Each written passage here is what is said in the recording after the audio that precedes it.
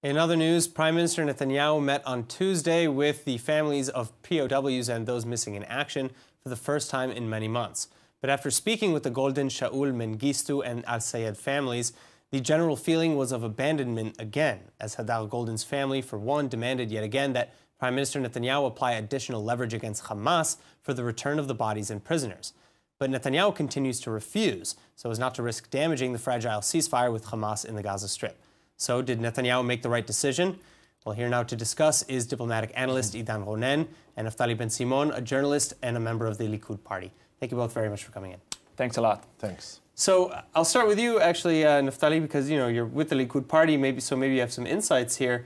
Did Netanyahu make the right call, and why or why not? Well, first of all, yes, he made the right decision, and it's a very, very delicate issue. Sure. And of course, we can blame him that it's the election period, or maybe he just wanted to calm the families, and maybe it's because the 5 years of the last operation in Gaza. But he sees the whole picture, and the whole picture is that we are talking about one of the most complicated issues in the history of this country, is to bring back home our children, our soldiers, our prisoners in the different countries. But in this case, it cannot make, and I will make a distinction between civilians and soldiers.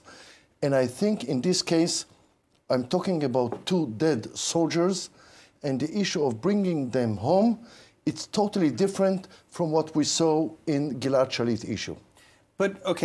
But continuing off of what you just said, you said 2 soldiers, but there's also, let's not forget, Mengistu and Al-Sayed, who are not soldiers, yes, who are non-combatants. I don't, it's not that I care or not, but I think we must make a distinction between soldiers and civilians. Civilians arrived to Gaza by their own. Soldiers went there by the authorization of the government, and there were soldiers. And soldiers know that they can be killed in action.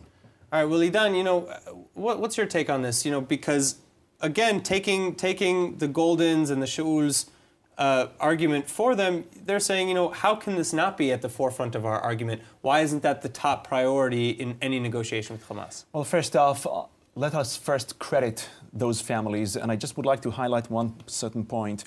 And that is to credit their nobility, because unlike the other prisoner exchange swaps, even the mere word exchange is non-existent in their vocabulary.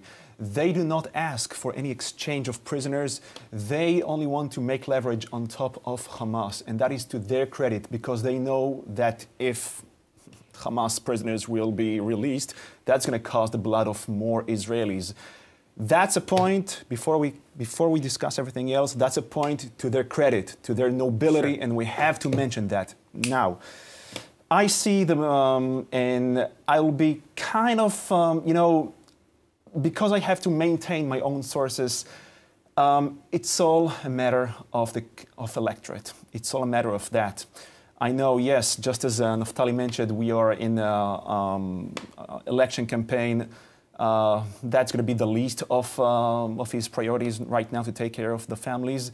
But the thing was, when the Goldens and the Shauls, and they were crying out, why did you remind only now? We can credit Netanyahu that behind the scenes, he has done a lot.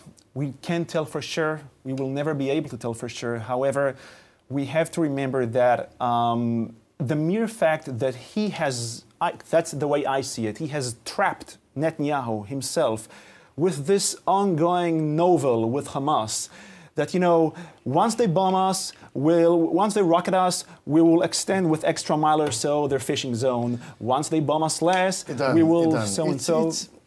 Hamas will never give something to Israel because it's the only arms or tools that he has against the state of Israel. He will not. We are a mighty country. Or we give him a formal recognition or 1,000. It is intolerable that this organization, which It's just a a bunch of terrorist gangsters. Yes, They're just a of bunch of course. gangsters. They are able to dictate to the mighty empire of the Middle East what to do according to their own terms. It is preposterous. It is ridiculous. Well, so I want to ask, because you pointed to Gilad Shalit earlier. Yeah. What are the biggest differences between the situation with Gilad Shalit versus now? One is alive, and the others are not. Well, Hisham Al-Sayem and Mengistu their condition is not known. I'm not talking about civilians. But we're talking No, about bringing I'm not talking. Israelis For home. me, they are not prisoners. They are. Then what are they? They're being held against their will in Gaza. There are citizens who cross the border. Right, but they were mentally ill. No, they didn't know what they were doing. And either way, does that justify their being kidnapped? No, that's a different negotiation. That can take years.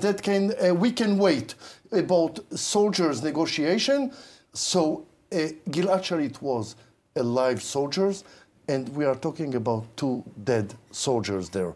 So the price is different, the attitude is different, the main media focus is different, and it's very painful. But I'm telling you that day by day in the Prime Minister office, there is a team who is working. There's a team who's 100% dedicated to this issue. 100% dedicated to this issue. But we cannot talk to the Hamas. We have no partner. And we have 2 dead soldiers there. And it's a very, very, very complicated situation. Let me ask you something. Comments. What would have happened if Victor Lieberman would have kept up to his own word as he has promised and he has pledged in Hebrew, and it was, you can document what I'm saying.